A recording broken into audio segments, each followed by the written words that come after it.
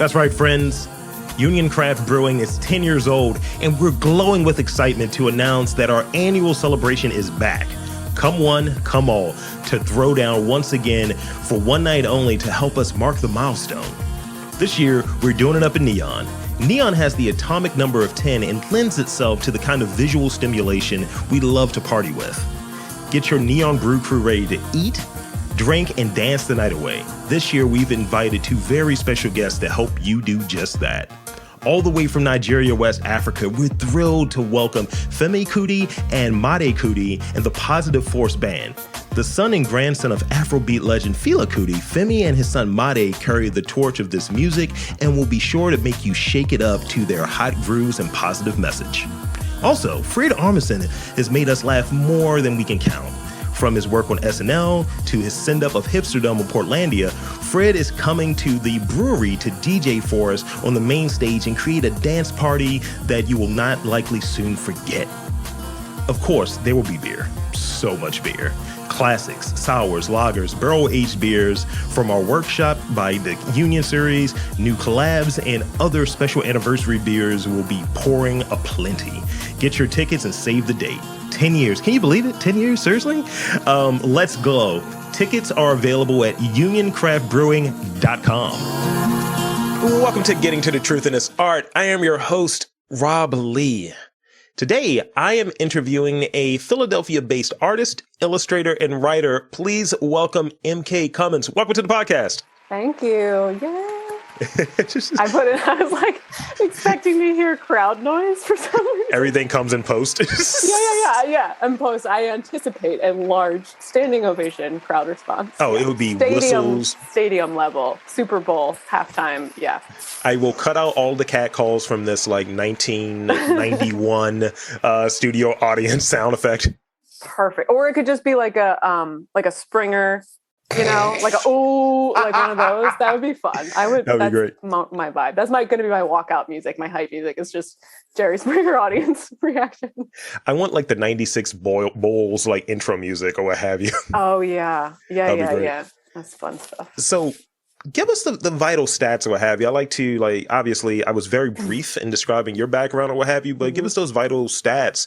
Describe your work and your creative background, educations. Saw some Parsons in there. Who am I? What do I do? Yes. Sure. Okay. Well, I'm a visual artist and I live in Philadelphia. I went to, so my background, I am pretty much a lifelong creative. I left public school at the second half of 8th grade and ended up going to a creative sort of alternative art-y kind of high school in Philadelphia. And I felt very encouraged there to make and create.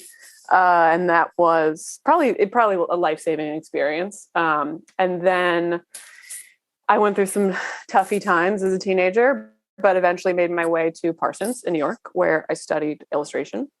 And then I had some more toughy times as an adult. And I checked myself into a treatment center. And I've been sober for the past 7.5 years. And during that amount of time, I actually lived in Baltimore. That is where, I feel like you don't know that about me. But that's, when you reached out, I was like, hey, Baltimore. So I went to treatment outside of Annapolis. And then I lived in Baltimore for about 3 years and sort of started my real career in 2014-ish. I just started showing in little bits here and there locally in Baltimore and meeting other artists and creatives and doing little basement whatever shows or friends that needed flyers, that kind of stuff. Yeah. And so anyway, I moved back to Philadelphia where I'm from in 2017. So I've been back here about 4 years-ish, or was it 2016? Whatever. I've been here for a little while.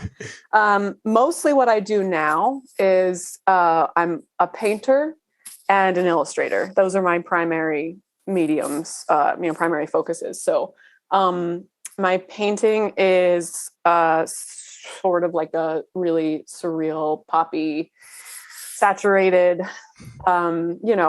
imaginative, whimsical world. It's really hard to describe your own work, which is funny because I like, I have to all the time, and I have to write artist statements and all that. But on the spot, I'm just like, I don't know. You've seen it. What do you think?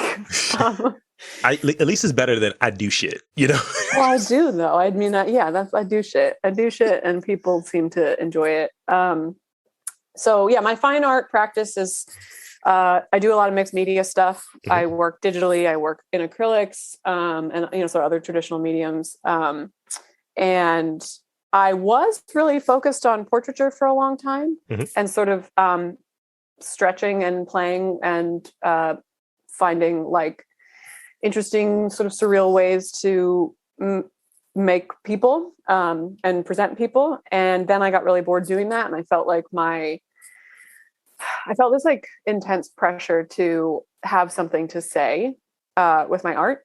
Yeah. And so I think that the last couple of years in particular, like sort of in a COVID or post-COVID world or whatever, that has become less important to me, because I think that I don't have anything to contribute that I think would really help anyone in that way. And I feel like we're so it's coming at us from all sides all the time. And as an artist, it isn't helpful to me. It's not cathartic to like make heavy work all the time. And like the portraiture I was doing, I felt this intense pressure to have something to say, and make meaningful, deep work, and have like analogies for everything. Yeah. And like, I mean, I just was telling you the story the other day, but the turning point for me was I was making this series about where I was like processing this sexual assault that happened to me, and I abandoned it halfway through because I just reached this sort of like, what the hell am I doing moment? Mm-hmm. Why? Like, for who is this? Who is this for? Is it for me? Is it helpful? Like, why do I feel like artists have to be political? Or, like I am a political person by nature. Therefore, anything I make is like an extension of that.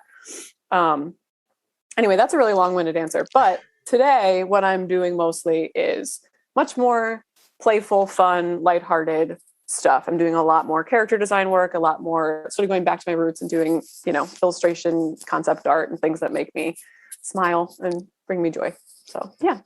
That's the second time I've heard that today, of doing things that make you smile and bring you joy. And I think that's absolutely something that we need and we should value and acknowledge more of, especially now. Everything sucks. People aren't working. I can't get my food as quickly as I would want. Curse you. No, but it's a thing. And sometimes you run into what someone is doing. Like, I remember there was an interview I had with Devin Allen, and he was talking about like how like sometimes with the photography that he's doing, it's like, well, people don't want the black part in there for some reason, and they don't want the things that's naturally already baked in there. It's like they'll appreciate what you're able to put out, the work, but not necessarily like what goes into the work. And when doing this, I kind of juggle this idea sometimes. It's like, why am I having this person on? Because in doing this season, right, I'm extending outside of purely Baltimore and bringing in just other cities that like, I came across your work. Cool.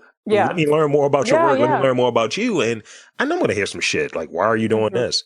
I enjoy it. And I think it's interesting to talk with people, learn about what they're dealing and how they're dealing. It's been a shit 2 years. It really has. I mean, it really has. And I also, I was at a friend's house recently who's another painter, and she had a couple other creatives over, and we were like talking about this idea that, art doesn't necessarily need to be like an exorcism. It doesn't have to be nice. This painful process. You can process things in a way that doesn't cause more pain. And the past couple of years, it's just been a lot of pain and loss and grief, and I feel, if I can get a little personal. So like as a queer person, as a gender nonconforming person, like so much of my waking life is spent kind of considering that. or just living in it, and Sure. it's not like I'm, I rank relatively high on the privilege scale. Like I'm a white person, and I'm like femme presenting enough that it doesn't doesn't get in the way of things the way that it does for other people, obviously. However, everybody's got their shit, and it does get in the way internally, and it's a process and blah blah blah. So like I just was like, am I supposed to make my entire identity like, am I supposed to carry that through in like a conscious way when I'm making work, or is this my opportunity to just escape is not the right word, but like it's the least interesting thing about me. It's just a part of me. Like, just like being an addict is a part of me, just like any of the other sort of things, the big things, they aren't the most important thing. They're just parts of who I am. And so I don't necessarily need to I don't need to self-express in a way that like hits everyone over the head with the fact that I am all of these things. Yeah. I need to take time away from it and process other stuff. And I think a lot of people have felt that shift happen the past couple of years. I have another friend was like a representational artist, and he's like making these abstracted, like digital, really cool things. Very, a true departure from what he was doing, because he just was like, I don't need to put anything else real, like realistic out into the world right now. That is just not where I'm at. Yeah. I remember it was a conversation with someone I was speaking with, and I was, on occasion, if someone is on the bubble of, do I really want to talk with them? How challenging is this going to be? Because, and I've been a little bit more like, I've been turning down more interviews recently of like, nah, I think I'm all set. And it was just one person I remember talking to, and it was just like, yeah, it's a queer artist. It's a queer artist. It's like everything had that. And I was like, I feel like that's all you have to offer, though. Oh yeah, queer people can be horrible just like anybody else. Yeah, but it's like, it's like me saying as a black artist, or as a podcaster or whatever. It's like, what else do you have? Do you like cello? Do you enjoy cheesecake? Like, what is your other thing? I find that tedious and exhausting to have to answer as a fill in the blank. Yeah. Like as a fill in the blank. Whatever, like as me as a human being, here are my thoughts and feelings. What is the commonality that we have? And it makes it a challenge for someone who's like coming up with questions to like try to be like interested. If you have just the one thing, it's like, I'm not qualified to speak with you then. Yes. Well, oh yeah. Yeah. And like, that's not to say that there isn't a real value in learning about other people's experiences. Absolutely. And like letting that, leaving room for that. It's just that as creative people, if we're going to go there as blank, as a creative person, like, I don't know. I think we as a society put too much pressure on creatives, on celebrities, on people who are sort of like in the spotlight a bit. People who like speak for something. I think we put this really unnecessary pressure for people to be smart, have it all figured out, be our political leaders. Like, it's a bizarre thing that has come out of this of like 20th century, celebrity culture and this bizarre like hero worship. And like, as a creative person, obviously I'm not like, in a spotlight in some sort of major way, but even just in the little like, whatever clout I have from social media, whatever, like that feels too much at times, and like, it's a small bubble, but like, even in that small bubble, I feel a bizarre pressure to, stand for something or speak for something or like, yeah. I don't know. It's strange. I think whatever it is that you feel like you need to speak for, it will resonate with you. Like I guess the genesis of this podcast came out of, I'm getting tired of people talking shit about Baltimore. And then it was kind of like, I'm getting tired of people talking shit about cities that have a quote unquote bad reputation or communities that have a bad reputation. I mean, Philadelphia is, not too dissimilar from that. Yeah. And I'll leave on this before I go to this next question. I had this observation I'm still kind of playing with, but it goes back to this kind of celebrity culture thing you were talking about. I think with whatever we have as celebrities, right? Or there is this sentiment of jealousy or, hey, let me get that. I need that.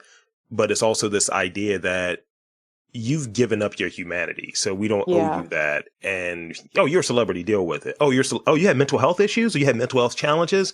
Oh, you got money, fuck that. Throw money at it. And it's really odd to me, and I've been kind of like aware of this for probably about 10 years, and it just gets more pervasive, I think, as we go along. And no one really checks it. We just started now caring about mental health concerns and things of that nature, but it's like, no, people have been on some shit for a while. Yeah, and I think to that end, people feel really entitled to your personal struggles. And if, we don't need to necessarily open up this can of worms, but what I think you're sort of circling around is that we, everything is capital. Everything relates to capitalism. Everything is about, how to market to everybody. And so, like mental health, I have a real resentment towards, like the consumer aspect of like radical self-care and positivity and like just all that stuff just feels, it's not just that it's disingenuous. It's like, I think it's having I think it's having negative effects. It's doing the opposite of what it's sort of claiming to do. And, I just, it feels very sad to me that it's like, you can't win. Like, okay, so we want people to be honest about their mental health struggles, and we want to see it because we find it relatable. But also when you are, we feel entirely entitled to ridicule that person. Like the best example I can think of is like Britney Spears is a great example of that. And like, this is someone who's, struggles have been very, very public, and we want her to be free and we want her to have a life. But then once she is, if we don't like the way she's behaving, then we want to just like, destroy her all over again. Or, even like Kanye, like people who are just struggling, like we can't get enough of, just being awful to people who are that's it's really true. And that's why I make the kind of flip thing of like, we just started caring about this, but it's kind of fake. And it's like, and we care about it because we can market it is what I was trying to get down to. And I think those are two separate ideas maybe, but like if we can market health, then we can find room for it in our society. Yeah, we can have Karamu from Queer Eye just, have a talk about it, and boom, he's a therapist. I don't fucking know. I was just talking shit on him the other day. That is so funny. I make fun of his, like, because I'm slowly going bald, but I don't have any issues with it. He does. He definitely foundations his head. I'm like, sir, less. He foundations his head. Less. You know what? Like, who am I to judge? More, whatever. You do you. My issue with him is darker than that. Because he was on the Real World Philadelphia. Yeah. And like, I was literally just talking to a friend of mine the other day because I remembered him being really horrible on that show. And I like couldn't find information to back that up on the internet. And my friend who was over was like, oh yeah, he was like really against like the black guy and the white woman or the white woman or whatever. Like he was like really, really against interracial dating. And he was just like he was hard.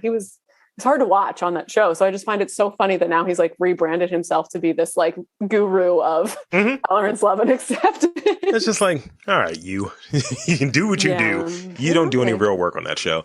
No. So let's go back into the art a little bit. Yes. Sorry. No. It's like, I got M.K. Komins on here talking. That's great.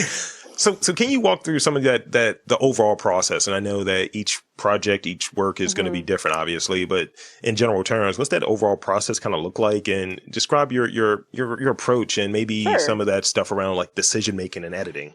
Oh, sure. Okay, that's a really good question. It is different project to project because I work in so many different ways. Sure. But I would say, okay, so like I was working in this mixed media way for a while, where I was doing sort of like some digital painting, or I would do like digital, what I was calling like digital color blocking. So just really general shapes, like just general patches of color, or just like essentially like digital underpainting. And then actually when I lived in Baltimore, I worked for a company that made wall decor and graphics and stuff. And then I was like the creative director of another company that did that. That company folded, and I got this like really great industrial printer, this like billboard style printer, Nice. as sort of the buyout for that. So I started just like messing with it a little, and seeing what I could do. So I would do this digital stuff.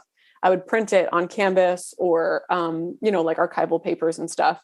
And I was doing this sort of reverse engineering of paintings where I would use corrosive chemicals. That sounds more extreme than it is, but really like nail polish remover and bleach and things that would play with and manipulate those digital pigments. And I found that they worked sort of like watercolors when you did that.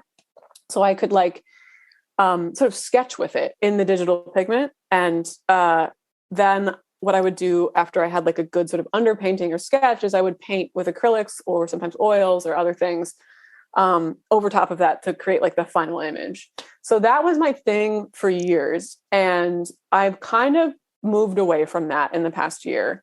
And for a couple of reasons. One, I just don't think people got it. Like I thought it was really cool. And some people thought it was really cool. And I just kind of got tired of explaining myself. And like, I got some shit for it. Like, there were people that were like, you're just a digital painter. You're just like covering over whatever. Yeah. And I was just like, okay. I mean, I know that's not true, but everybody's going to have an opinion on what you're doing. Right. And I get it. Like there's, in the world of like digital manipulation, it's very easy to like run a scam if you want to, but, it just got, I also just sort of felt like I kind of took that as far as it could go. And I figured that out. And I'm a tinkerer and I'm someone who really enjoys learning and enjoys like experimentation in my work. And so that felt like, okay, I can close this chapter. I know how to do this. I think the people who got it really loved it. And like the pieces I sold, the people seemed to really enjoy.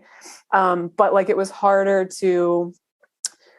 it was like, I have some galleries that are fantastic that really loved it and like would go to bat for it. But it was like kind of a harder sell for more traditional fine art spaces because the digital work is still sort of struggles to be taken as seriously in the art world. And I think that's silly, but that's just how it is. And I now paint pretty conventionally. Like when I am painting, I'm mostly an acrylic painter. So I paint on wood panel, gesso boards, or canvas, usually wood panel or gesso boards. But I also really love digital art. And I do a lot of digital painting in Procreate on my iPad. I do a lot of digital painting in Photoshop. And that's sort of straightforward, like process wise. But I do, as far as like, how do I get started? Like the things that, the things that stay the same no matter what I'm working on. Yeah. It's really like, it starts with a character usually. It starts with like, I see a character or I see like a story in a character. And that realization really hit me at the beginning of COVID. And it's the thing that made me decide to kind of get back into illustration work. Is because I realized like I think like an illustrator. I think like a storyteller. I want to be telling visual stories and I want to be like world building. And it's not impossible to do that with fine art, certainly. But I think I have more room to be playful and feel less pressure in this sort of illustrative way. Sure. Than by feeling, neither here nor there in the fine art world. Like, okay, well, my paintings, I want to be more whimsical, silly, whatever. And like, there's a certain level of prestige, I guess, that you can't typically reach when you think that way. It's sort of it's like a dirty word to be an illustrator in the fine art world. It's something that I remember learning about at Parsons, talking about like people like Norman Rockwell and like in the golden age of illustration.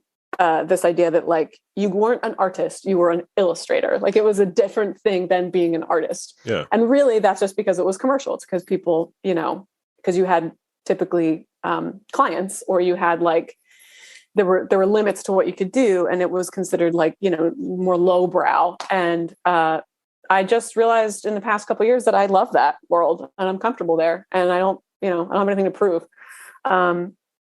So yeah, I love characters and I really like storytelling. And usually it's like, this is the most cliched answer, but like, I just get inspired all the time by whatever, like I see my cat and he's sitting some kind of way and I think it's funny. Or, I see somebody at a coffee shop who is like a character and I want to tell I want to like make up their story. I want to like figure out what their world is. Like I just finished this piece recently for the Corey Helford Gallery, and it's called Reverse Medusa. And it's like a snake with a wig on instead of like a person with snake. Yeah. That's great. And, it's very silly. It's very playful. It fits in the fine art world. It's a technical, painting, but like, I just got inspired because I was like, reading folklore and thinking about my own sort of like in the, folklore world, Medusa is sort of like a trans symbol. And so I've been thinking, I have a friend who who's like a trans artist who wrote this incredible graphic novel where the main character is a Medusa. And I was thinking about like me and my body and feeling like I was getting to know myself sort of for the first time as a 33-year-old and like what a bizarre experience that is. So like it has meaning, it's deep, right? Yeah. But it's also the output doesn't have to be so serious. The output can be something that's like playful. I hope that answers your question. No, I am caffeinated tonight. Let me tell you. No. It's great. It's great. And it does. Because I'm like thinking about it, it's like, oh, okay, yeah, you're doing something that's whimsical. And when you made the connection between what Medusa represents in many circles, it's like, oh, okay, yeah, that can be a storytelling component there. Just falls, quote unquote, on brand with what you described prior to that. This is a short one right here. You're like this one, I think. You're like, this is a short one. Keep it short. Describe your style in 3 emojis. It could be your personal style, it could be your creative style. Oh God. Wait, let me look at my phone. Hang on. That's great. I can't remember. I can't like. What's an emoji? What's an an emoji? Okay. I can be a douchey about it. And an emoji in perspective. It's like shut up. Emojian. That's like in Lynchian terms or something. Yes. All right. Okay. Wow. Okay. There's just so much here. I'm looking through the emojis and I'm realizing how few of them I actually like. I don't utilize this incredible library of visual imagery. I would say the smiley face with the cowboy hat. I love that emoji. I use it all the time because it's just so dumb. It's so. Whenever I say howdy, it's the first thing that pops up. It's so playful and silly. And so like there's that guy. Yeah. I would probably say the toy robot. Because it's like childlike, whimsical, all that. Yeah. Okay. Well, okay. If you had asked me this question a couple years ago, I would have said like the eggplant because I was doing a lot. I was doing a lot more adult themed, not erotic, but just like I was painting much more nudes, and I was like, yeah. Okay, but today it's a peach now. Yes, we've moved from the very ass forward these days. Yeah, very ass forward, exactly. Today, since I have clients that deal with like children's entertainment, I'm gonna say no, it's fine. I'm gonna say the fairy with the blue hair. Okay, that's good. Yeah, that's good. That feels like me. Okay. Mine's is just 3 of those red demon ogre things. Oh yeah, those are good too. There's just there's a lot to. I like the the devil face, the purple devil. Yeah. That's up there. That gets used a lot too. Yeah, it's kind of like red devil, purple devil, and bento box. Okay. It's just I'm always eating something. It's always pre-prepared meals. Weightlifting meals. That's what I'm doing these days. Oh yeah. Sure. Yeah, just fat. So can you talk about a few of your interests that kind of like find their way into your work? I know you're doing like a lot of client related work, but the stuff that you see actually, 'cause that's another piece of it too. Because you were saying like, you might see a person in the coffee shop. It's like, all right, I'm gonna write a story about you and draw a story about you, paint a story about you. But like what kind of interests and imagery concepts have informed your process and your body of work over time? And like, where do you kind of see that going in terms of some of your more personal stuff that you might do? Well, I am like truly always drawn to that golden age of illustration style of art. I just love it. Totally. I just find it, there's a reason why it became the sort of visual landscape. It's the symbol of like America, because it's the America that we were sold, and it's inviting, it's warm, it's like nostalgic. And it's just like, there's so much that is said in every line in that style of art. Sure. Like it's, like I keep mentioning Norman Rockwell, which just makes me sound like the most basic of all time. But I mean, he really straddled the line of like playful, whimsical, all those words, and like caricaturish, illustrative, make believe, but also based and rooted in reality. And I love that about his work. And that's really the biggest inspiration for me as an illustrator and a painter, is like, I want to make things that feel just above real, things that you recognize, that you can, I'm not a conceptual artist. I don't want people to have to work too hard at it. I want it to be like immediately recognizable and evoke some feelings that you're familiar with, but be in their own world, have their own style. And I think that era really captured that beautifully. And then, I mean, honestly, I'm just drawn to that, like that sort of mid-century color palette, that mid-century sort of like mid-century furniture. I just fucking love like the shapes and the language of that all feels like an animated movie. If you think about like The Incredibles is a great example of concept art and environment design. And it's all based in that mid-century, like geometric, smooth patterns, all that stuff. I eat it up. It's so great. Yeah. I mean, those are the things that I come back to all the time. There's plenty of other stuff. Like, I grew up in Pennsylvania, and a big part of my like spiritual, process or spiritual practice, for lack of a better word, involves just being outside, being in nature. I grew up across the street from like the Wissahickon. sorry to our listeners, I just like smacked myself in the face from gesturing. Anyway, I grew up across from hundreds of acres of woods, and my sister and I grew up camping, so I feel very, very centered and calm and sparked creatively when I'm spending time in nature. So that's huge for me. It's not the most exciting answer, but it's true. I always can count on nature to like lift me out of maybe a creative slump. No, thank you. That's actually one of the questions I usually ask people, but I didn't have in this group. Because people run into those all the time. I had one where I was just like, this is bullshit. What am I really doing?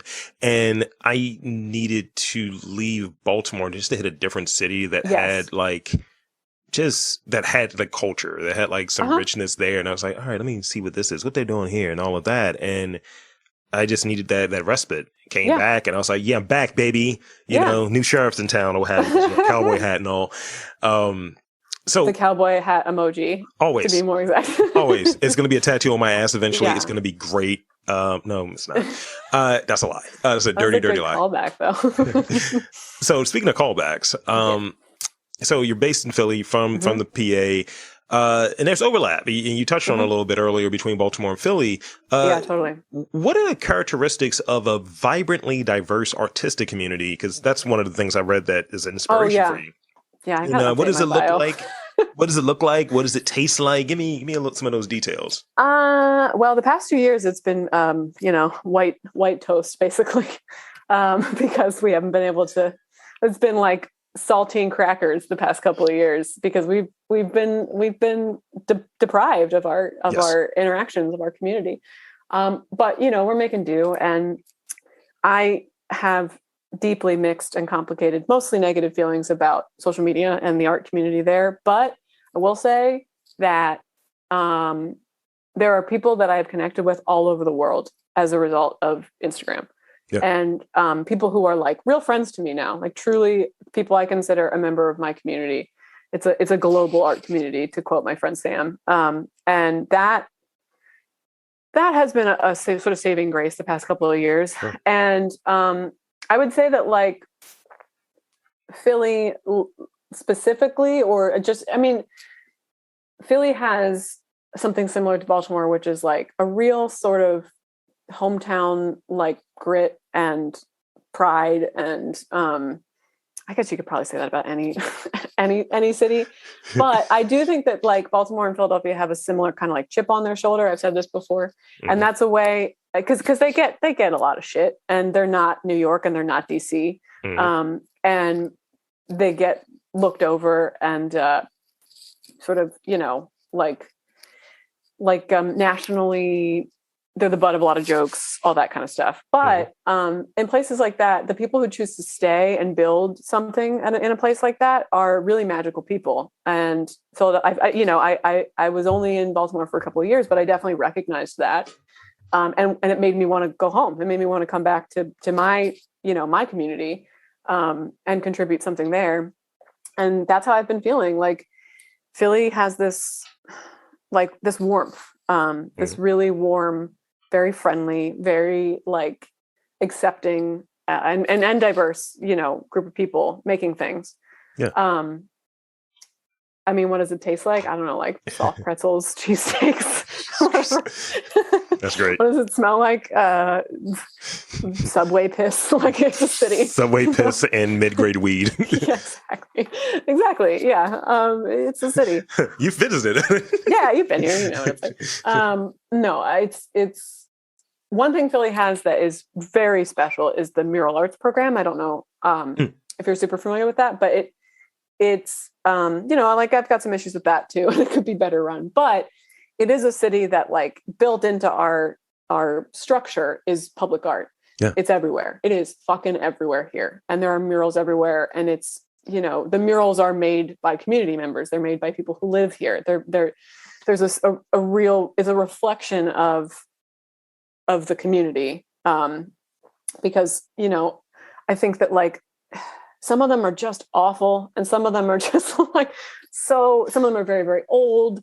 Some of them were clearly made by like, you know, groups of students. And there's just this beautiful, like authenticity is not the right word, but like charm to them. Yeah. Because they're you know, they're just ours. They're ours. They're made by us, and they're everywhere. They are truly everywhere. So it's nice in COVID times too, to be able to like still feel art all around you, you know, even when we couldn't like go to museums and go to openings and all that, to just like, you know, be able to walk to my car from the studio and see it, or walk around the neighborhood and see it. Like that's definitely been really helpful. Yeah. Like of the two cities that I've been to multiple occasions that would be relocation options, Philadelphia is one. Rhode Island, Providence, Rhode Island Providence is up there, and New Orleans is my number one seed. And the Philly and the New Orleans thing is just like they remind me of this part of Baltimore, that part of Baltimore. Exactly. And literally, I go to South Philly to watch wrestling with sweaty fat guys. That's what I do. And yeah, that's literally what it is. No, I mean, when I lived in Baltimore, I felt that all the time. Every neighborhood I was in, I was like, okay, so this is the Philadelphia equivalent of blah, blah. Like it's like a bizarro world version of the other one. Yeah, it totally is. It totally is. I have this running bit that certain cities are like portals to like just weirdness, and Baltimore's one, New Orleans is one. I'm not sure Philly is, but it may be. And the last two times I've gone to there, I've only gone to Philly to have frosé on a rooftop. That's the only reason I went. I didn't know it was like made in America. I was like, fuck is this shit? I was like, oh, made in America. I was like, I got things to do. I got frosé related things to deal with.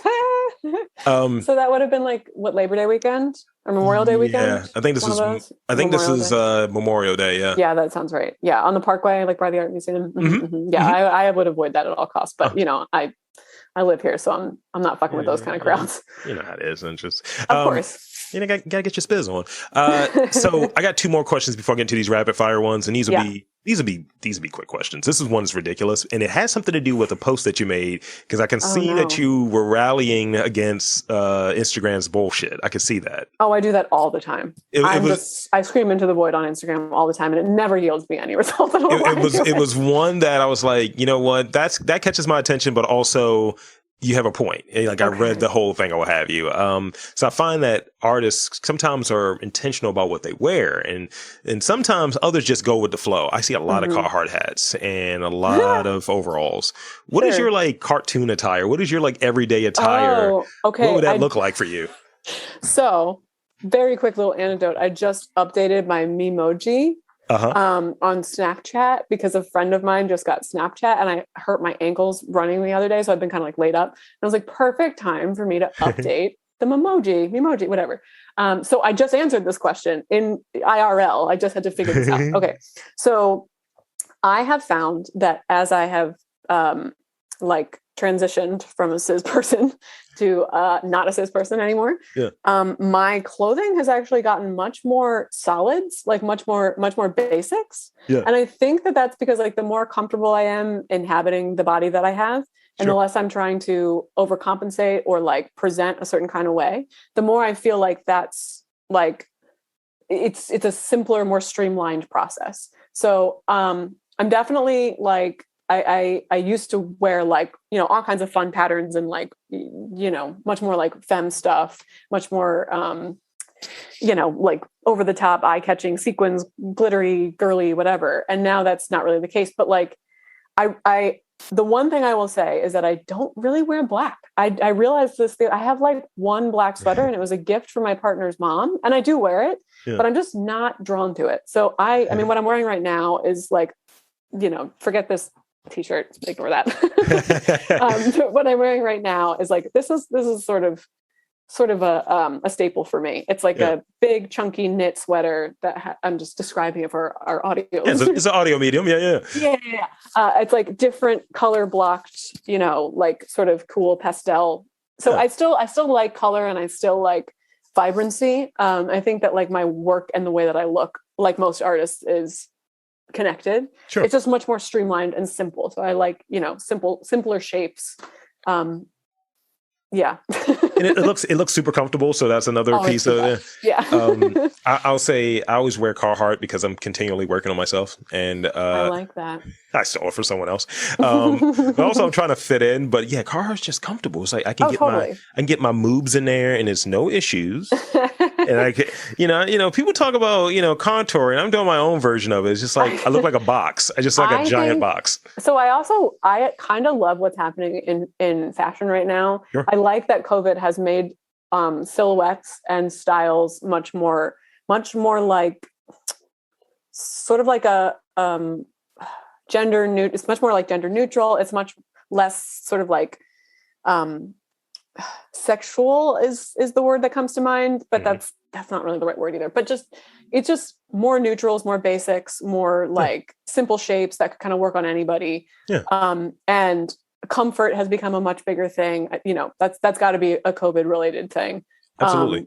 And I think that there's still plenty of room for self-expression in there. Yeah. But I do love that I personally feel much less, internalized pressure to like keep it fresh all the time or to like make some, you know, big statement or be uncomfortable. And before the pandemic, I was much more interested in that kind of stuff. And I'm glad we're moving towards comfort. Totally. I had an interview with a designer from Under Armour. And I was telling him, I was like, man, this is your fault, making the clothes so damn comfortable and fashionable. Now, literally, when I go back to work, I can't fit any of my clothing now. It's like I've lost weight, actually, versus gaining. Mm-hmm. And I'm like, I have a warped perception because all I've been wearing is Under Armour leggings for like the last 2 years. Yeah. I'm working out and it's like, I might do a show later. It's like, you smell like ass, actually. What have you been doing? Like, what is this? I think it's also this sort of like almost futuristic, but not like the Jetsons shiny futuristic, but the like sort of like neutral, like, you know, like like almost post-apocalyptic wear of like what would be most efficient in a crisis. Like that's how we're dressing right now because we are in one and we need to consider these things. Yes. The last real question I have before I get to these rapid fire ones. So you've got like a vast, diverse range of skills. Like you're focusing in a couple of areas right now, but you got a lot of experience, and you got some dope clients that include Titmouse Animation, Universal Studios, Special Olympics. Tell me about any interesting experience you've had with a client. You don't have to name the client, obviously, but any interesting thing that comes up is like, yo, we killed a guy. He's like, excuse me. No, I was just telling the story too. Do I want to tell the story? There's kind of no way to tell the story without naming the person, and I don't care because they're like so famous that this person's like never going to be on my radar. But I got told by a very wealthy okay, I'm just going to say it because like YOLO, this person's not listening to the podcast. Okay, Grimes's team told me that $600 was an unreasonable amount of money for 2 full days of painting, driving to New York City from Philadelphia. Yeah, that's the one that's just like fresh in my resentment file. So, yeah, I was just talking to a friend of mine, and I don't need to open up that can of worms necessarily. No, totally. But the reason I bring it up is because I do think that transparency is something that's still lacking in this in the conversation amongst creatives. I think that to bring it back to social media, people measure success by all the wrong things, and like followers or clout or visibility does not equal financial stability. It doesn't equal shit, basically. And I think that, and the reverse is true. People who have a lot, my best clients are usually darling people who really, really want a commission or a painting and have to like save their money for it or like work out a payment plan. Those people understand value. And people that have a lot of money, like big clients, can sometimes, not always, sometimes they're fabulous, but sometimes they can be fucking awful. And you have to chase them down for money and like remind them to even, whatever. Like that can be a whole, like, I want to like sort of emphasize that, especially if there's anybody who listens who's like up and coming or an art student or whatever, like that, there is you will learn to measure your success in a lot of different ways the longer you're a creative professional, and other people won't necessarily value you the same way that you value you. That's totally legit. I'll pull back the curtain a touch before I get to these rapid fire questions. But, there is this degree. You talk about the resentment follow, what have you. And it's like, at times I'm like, I'm not feeling the love. And it's like, if this is the currency that we're exchanging, right? Yes. It's like, I would want some of that if this is how we're showing this. Not saying that I'm doing it for that, but if this is what the medium is, this is what we're doing, then hand that out. And getting weird comparisons to other people. And it's like, hey, I do a better and different thing than that person. And no, I feel that. And, then it's this other notion of trying to get this over as something that's viable, as even a medium. And people just think, oh, it's nothing that goes with it. Now, I will say the guest I had on before you, she said something very interesting. She kind of did a deep dive through all 208 episodes that are currently posted. And she was like, yeah, you've had a lot of progress over this time. Like your earlier episodes were good, but these have gotten really great. And like I loved listening to them. I love learning and your way of doing things. That felt really important to me, more than any money, more than any likes. I was like, wow, that's great feedback. But to your point, I think to one of the points that, people see something online, they think, oh, that's what it is. You must be making a lot of money. You must be doing gangbusters. It's like, no, I'm eating popcorn and asparagus for dinner. What are you saying? Yeah. And even like, again, if we're pulling back the curtain, this is something I talk about a lot with my creative friends, but like I've worked with galleries that were dream galleries and I won't work with them again because I had a crappy experience or they just didn't really do shit for me. I've worked with galleries who I had no real knowledge of, but had a great experience. So even once you get your, like, you will be shocked at how fast your dream life becomes commonplace and how like the goalpost keeps shifting. And that's good. That's growth. You should, that's a great thing. Like it's incredible that, like the me that got clean 7.5 years ago would be fucking mind blown by the things by what my life looks like today. It's incredible. And that doesn't mean that I don't, have days where I'm like, Jesus Christ, I hope I can like make rent for the next couple of months, like that's part of it. That's part of the process. And like people, even within that success story, right? Like, okay, I get to show in galleries and I get to like do the stuff I want to do. Well, galleries take typically 50% of your money. So like, even when you see that good price tag, or you're like, oh, you're selling for this, that means you're like killing it. It's like, okay, but consider what's coming out of that. Half. Consider half, and consider how much energy, time, training, everything else that went into this. Like break it down hourly, like that. Like, so I'm a real sort of advocate for transparency in this area, because I just think that more and more people who like see art online don't necessarily understand that like it's always a struggle, like it's always going to be a climb, like an uphill battle to get to where you want to go, and it's going to feel like you're failing a lot of the time too. Yeah, and I think like you see these things out there sometimes where people like, I don't want your exposure and all of that. And then some people who are like, no, I've actually made sales. I've had people come back to me. It's like, yeah, somebody heard me on your podcast and I sold some paintings. Sure, yeah. And I'm like, well, I think that there is like there's like a cost benefit analysis that goes into doing all this kind of stuff, right? Yeah. So like, I can only give back what's been freely given to me kind of attitude. So like there are people in this industry who have really gone to bat for me and really showed the fuck up and either personally bought my work or commissioned me or like, introduced me to like next level people. I like have a friend who introduced me to a gallery, just like a handshake introduction at another show, boom, connection made. And then I started working with them. So like that kind of stuff is invaluable. And if that access, it is. And like, so for me, I don't have any, desire to like gatekeep anything from anybody. And when people ask for help, if it's within my capabilities, I want to do that, like as much energy as I have to do that. So like, I think that's very important. And there is something to be said for like, if we're a community, then we need to help out and support each other while still valuing and understanding that this is also how we make our living, so like there's a balance to all of that stuff. There's definitely a balance to that stuff for sure. So I think that's a good place to leave on that. We have some gems that were being dropped there. So now let's hit these rapid fire questions real quick. And there are 5 questions, and pretty much as briefly as you can put it, because that's the point of the rapid fire questions. What part of the day are you most inspired? Morning. I'm a morning person. Yeah. Now I'm old, but I'm a morning person. I'm older than you. What's the best thing that's happened to you this month? And this is probably going to come out in the future, but what's the best thing that's happened to you recently? January 2022. Yeah, it's been kind of a rough month. Shit. Yeah.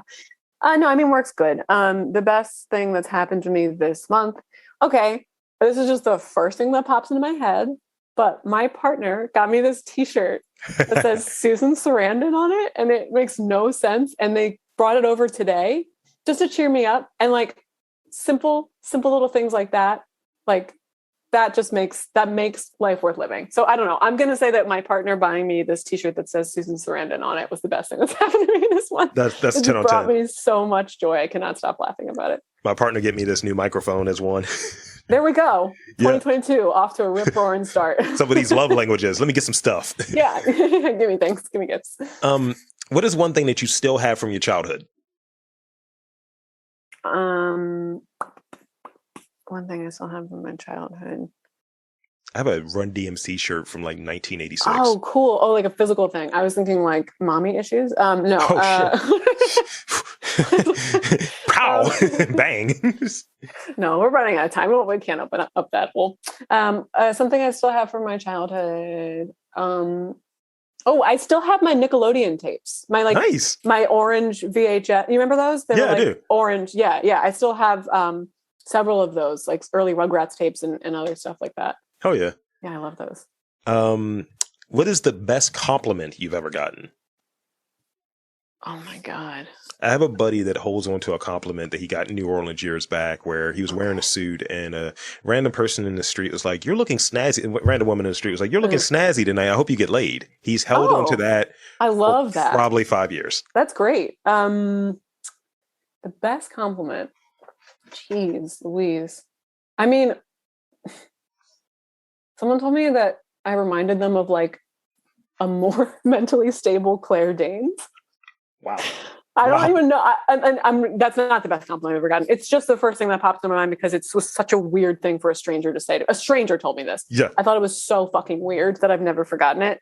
No, I mean, the best compliment I've ever gotten.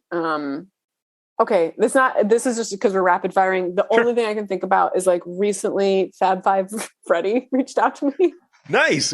On Instagram and told me that he liked my work. I don't know, just like stuff like that, you know, like people that you respecting you is really fucking cool. That's really cool. Yeah. This is the last one I have. And this is a can of worms, but also I think you can answer it in a brief way. You're like, I believe in you. You can do it. How do you manage stress? What is that one tactic or many tactics that you use to manage stress? I punch walls. Which is not effective, but also, you know, I hire a carpenter. He's a, freelancer. Okay. How do I manage? I mean, I don't think I really manage stress that well. To be perfectly honest. Don't. That's the answer. I do Bye. Not. Yeah, I don't do that. Okay. So up until last week when I injured myself, I really get a lot out of being physically active. That has of late been my stress management. Running, working out, just being very present and in my body and doing things that require me to be off my phone. That is really helpful. So cooking has also been something I've really fallen in love with the past year. Those are just times that are devoted to the present. I have a task at hand, anything like that, anything that's like, procedural or like step-by-step where I have to focus on that, stay in the present and like, not let my mind obsess or spiral. Like those things really help. Dope. So that's pretty much all I have, but I want to invite you to shamelessly plug. Tell the fine folks where to check you out, your work, all that good stuff. And thank you so much for being on this podcast. Oh, you're so welcome. Thank you for caring. Thank you for asking. Thank you for being a friend. R.I.P. to Betty White. Yeah. Well, you can find me on Instagram. It's at m.k.komins, Komins. That's my main social media. I have a Twitter that I, fart around on every once in a while. It's the same handle. My website is mkkomins.com. And that's basically it. Yeah. Check me out. Say hi. So there you have it, folks. I want to thank again, M.K Komins for coming onto the podcast. And, for M.K Komins, I'm Rob Lee saying that there is art in and around your city. You just got to look for it.